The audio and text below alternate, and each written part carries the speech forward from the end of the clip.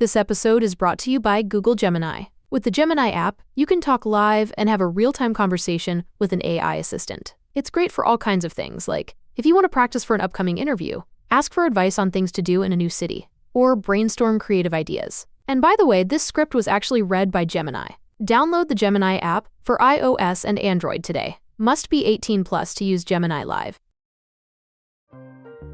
This episode is brought to you by Atlassian. Atlassian makes the team collaboration software that powers enterprise businesses around the world, including over 80% of the Fortune 500. With Atlassian's AI-powered software like Jira, Confluence, and Loom, you'll have more time to do the work that matters. In fact, Atlassian customers experience a 25% reduction in project duration per year. Unleash the potential of your team at Atlassian.com. Atlassian.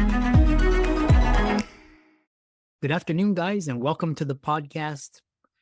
From Arkansas, I've got Benjamin Bressington, an Aussie, and he is a dynamic speaker, author. He's CEO of Automate Boring, and it's really going to be a fascinating conversation. We're going to talk about scaling. We're going to talk about AI, data, automation, and I'm really happy to have him on the show. Ben, welcome.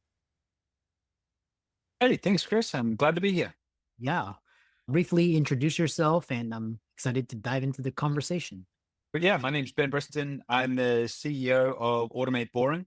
And as a result, we've got two main companies that we specialize in doing our AI automation with, which is automated tax credits, which is how we help people with $50,000 or less with tax debt actually resolve their taxes. And then someone challenged me just the other day. They're like, hey, if automation is so good, why can't you take a brand new product and scale it to $500,000 in sales and document that process? I'm like, all right, let's call it the 0 to 500K challenge. So now I'm growing an essential oils and supplements company. I didn't even know this product a few weeks ago. Literally, I picked up the next product that came across my desk, and we're now in the process of scaling the business, showcasing exactly how we're automating, how we're thinking about automation. And that's what we like to do. We like to show people, because I got a background in criminology and law from Australia. I like to show people how by applying human behavior mechanics, you can automate systems better. And one of the big problems that people have with technology and automating it is it's usually made complicated by a lot of the people who don't understand. But I'm sure we'll dive into that in due course. I've published a few books. I've worked a lot in the self-help space. And I started this world by getting involved in e-commerce. I used to, when I was about 17, 18, I'd fly from Australia to Hong Kong. I would go to whatever trade show or expos they had on at the time. I'd literally buy any products I could, from bedazzled bra straps to cameras to memory cards. And this was back in 2000. And I had a $2,500 budget. So $2,500 is all I had. And I had 30 days to get those products selling because I had to pay the credit card bill. So back then we were using Yahoo stores, and that started my journey of understanding e-commerce, building communities, and really from publishing apps to building software. I've ran 80-person software teams. And I've been able to consult to the $60 billion medtech clients on their AI strategies. I've done a little bit of this and a little bit of that, but what I do love doing is scaling companies, automating businesses, solving interesting challenges, and helping you buy back your time. Because if I understand both sides of the fence, from the business owner to the employee, and how can I do more and only work 4 hours a day, but yet have my systems working for me 24 hours a day? Like, that's now more possible than ever before. And it's no longer just a goal of passive income, because as they say, passive income never is really that passive. Does that make sense?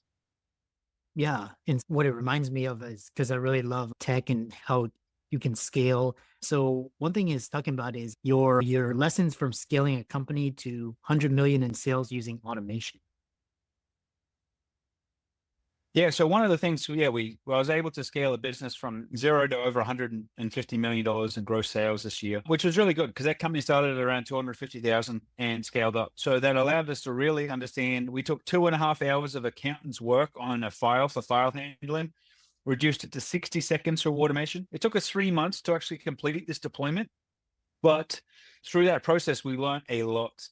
And the bottleneck for this company was fulfillment, which is a lot of the time the problem for a lot of companies. They always think we need more leads, but it's usually the fulfillment of the product or service and being able to make sure clients are happy and applying validation and the like. From there, we learned several big lessons. Like a lot of companies aren't necessarily ready to scale. They don't even know how to scale. So if, for example, this company was outsourcing all of their fulfillment, so that means they didn't even know how to fulfill the product that they were selling. They didn't even know what went into it. So we had to do all the R&D on actually finding out how documents are being filled in. What's the accounting process? What's the mathematics to these formulas for filling in these forms and creating a protocol? Then there was also, okay, when you start doing that amount of volume, how do you provide customer service? How do you provide customer support? How do you manage client billing and everything that goes with it? It was an interesting experience because things can scale quickly. Things can scale fast. And that's what's exciting. Like I was able to do multiple test campaigns where we reduced Facebook ad costs from $52 a lead to $12 a lead. And that was a lead who had actually completed and signed authorization to get documents from the IRS. So it's not just if your business is buying leads right now, and you might get a Facebook form as a lead, for example, a name, email, phone number. That's not necessarily the best quality lead. There's different things you can do to actually improve that process. And sometimes it's better to pay more for quality information than it is to be just cheap and getting any type of lead where you're actually working harder on the back end. So there's some big lessons about scaling and the time it takes to implement a project. A lot of people will start an automation project and don't even realize that they don't delegate any of the work they even do. There's no training manuals for the work they even do. So if you've got no training manuals, how are you going to delegate it to it? They just think, oh, the AI just know how to do it. No, not really. They don't know how to do it your way. If you don't even have an assistant, really building automation systems is a bigger lift because you've now got to document what are you doing, how are you doing it. And one of the easiest ways you can do this is record your screen as you just do your work every single day. If you record your screen, you'll have a video library that can be used by virtual assistants. And then from virtual assistants, you can go to automation and then you can get a whole lot of freedom. Does that make sense, Chris? Yeah. And my next question for you is where you talk about AI and how AI-driven financial data analytics is reshaping decision-making. So talk about that. Yeah, so a lot of companies don't have access to data insights or financial insights about their company. You might have your P&L, or you might be running behind on your P&L or your financials, and you can use that as the pulse of your company. But with ChatGPT, even you can upload your P&Ls. I don't know how many people have done this. You can upload your P&Ls or your last month's sales and ask it questions as a data analyst or a growth hacker or a business analyst team. How would you improve this company? What are the insights for growth opportunity? What are the insights to be aware of? Or what are the problems with this that I should be addressing first? And have it analyze your data. I've been working on some projects recently about creating AI data analysts where we'll actually overlay e-commerce sales that happen online and in retail stores. And I overlay it with weather patterns, sporting events, local-based things to actually show why products are moving in certain locations versus other locations, and even highlighting backlogged issues or product fulfillment issues or lead time issues that the human may not have noticed. And I could promise you, your CFO, even if you may not even have a CFO, may not be providing you this info, but it's this intel is what you need to remain competitive. It may even show you possible businesses you could acquire or how you could acquire them or why you should acquire them, because that then allows you to grow your company. And this is the whole goal of what we're doing, right? Automate what we're doing, grow it, and have it as an improving asset. And you don't need to think that you need to hire these people anymore. You should be hiring people who are augmented by AI. So what person is running this AI data team? From customer service to data intelligence to data insights to quant analysis to analyzing the share trends or medical moving or whatever it is, like that can actually happen and actually give you a concise bullet point summary every day for you to act on. And you'll be amazed at how robust that data is that you don't even get from sometimes the humans you're paying for this information. Yeah. Next question I have for you is, it's really interesting how with this whole AI is going to be, then the next, how do you, because a lot of businesses, they're turning to AI for automation, getting rid of the mundane jobs. but you talk about how automation can enhance, not replace customer experiences. Yeah, so automation is a fantastic opportunity. And yeah, it's augmenting or replacing stuff. Yes, that's happening. Yeah, because a lot of staff, one of the things, staff have defined their role by repetitive tasks that should be automated. So that's one of the problems when you do go to automate a business is, are you replacing this person? You're getting them to move on to do more profitable tasks. You need to have that conversation. That employee will sabotage the automation process, the data entry. And this is one of the things to be aware of, is just have these conversations. No, I'm not replacing you. I'm just wanting you to be more profitable for the company so we can be competitive in today's market so you don't lose your job. Some people you will replace because all they do or all they know how to do is the things that can be automated. If that's the case, how could you redeploy that person who already knows your company, knows your culture, is onboarded with other things? So I think upskilling and training your employees is actually going to become more critical than ever, specifically with how to use AI tools and deploy AI tools. That's very important for you to remain a competitive advantage. Because if it's always going to rely on IT to do it, it may never happen because IT doesn't even have an incentive to automate their job because they get paid by the hour. So if they can now do 40 hours worth of work in 5 minutes, which is possible with AI, why would I tell my boss about that? Yeah. Which brings me to my next question, because you talk about advanced AI tools. So which tools and are accessible and that our small businesses are currently using? I recommend for companies to start looking at automation through tools like make.com, make.com, n8n.io, or Zapier. There's amazing things you can automate, even responding and replying to your emails. So your most valuable tasks are not replying to your emails. So how can you automate that? One of the things that we get asked all the time, can you answer my phone? Could you call leads for appointment reminders? Yeah, we can actually deploy an AI that can answer your phone.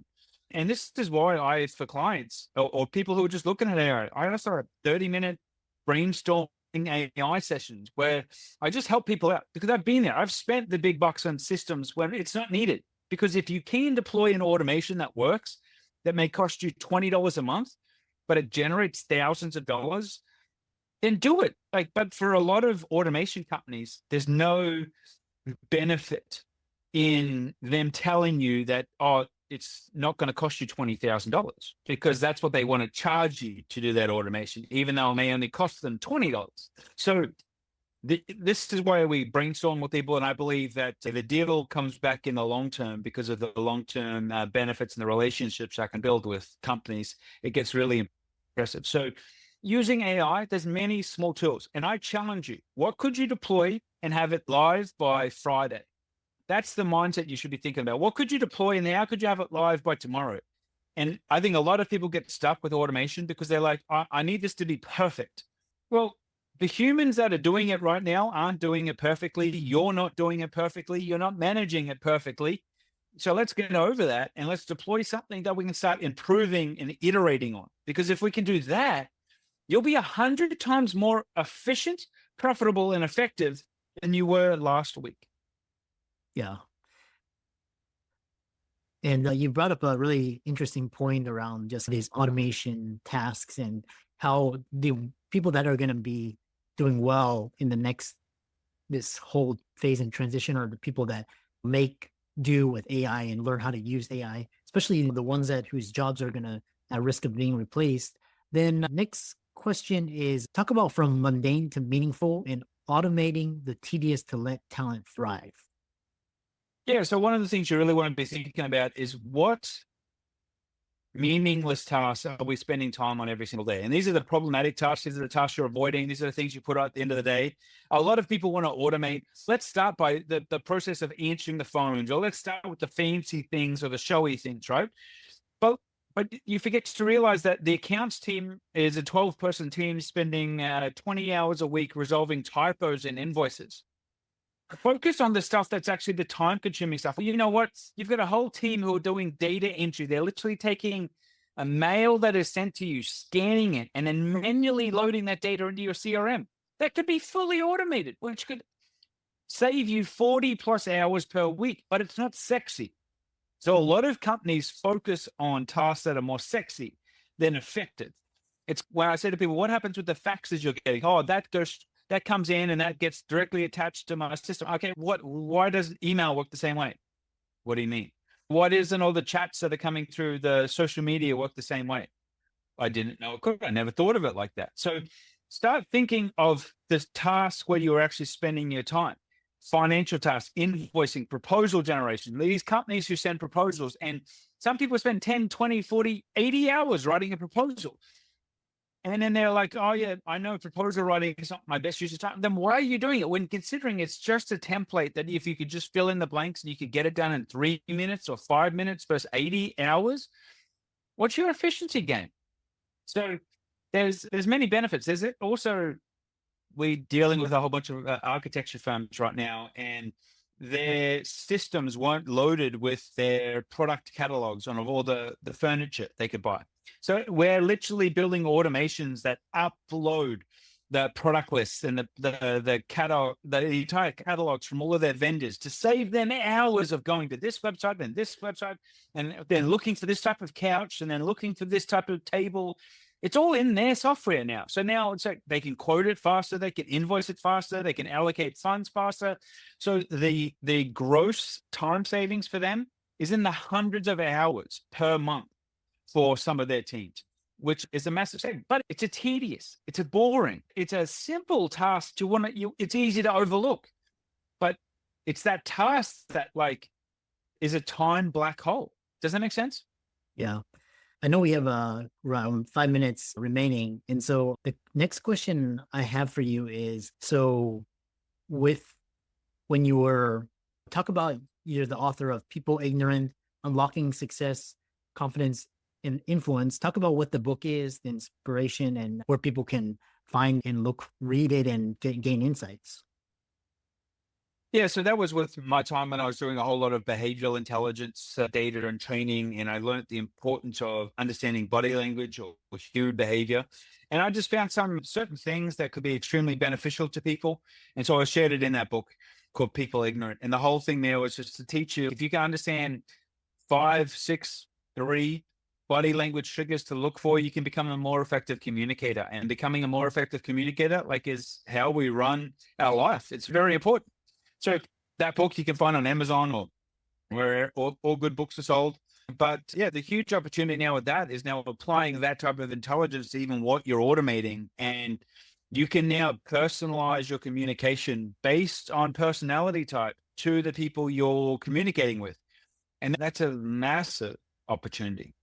Yeah, I love that. Where can people find you and follow you, reach out to you and learn more about you and connect with you? Yeah, so the easiest place is automateboring.net. So you can email help@automateboring.net, and our team are more than happy to set up a discovery brainstorming session with you to show you what you could automate, how you could automate it in your life, and what's going on. And for anyone who's interested, on that site, you can find the links to the $0 to $500,000 challenge, where I'm literally taking a brand new company and a brand new product, automating everything, sharing all of the strategies, and I'm doing all of that for free to show people what's possible and what can be done. Yeah. And thanks so much for coming on and sharing your wisdom and expertise, and keep up the great work. Hey, my pleasure. Thanks, Chris.